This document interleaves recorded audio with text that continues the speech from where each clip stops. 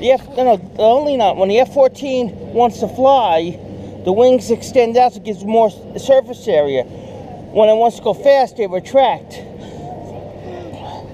Stephen, in World War II, the Intrepid, they used to take off straight. Now, they have like an angled runway.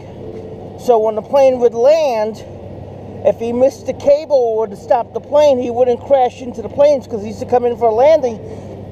They're coming straight. It wouldn't be good with the other planes parked there. Wait, how would it go? Like this? Yeah, they would rev up the engine and take off this way. They used to have a piece that would go this way. Let me see if I can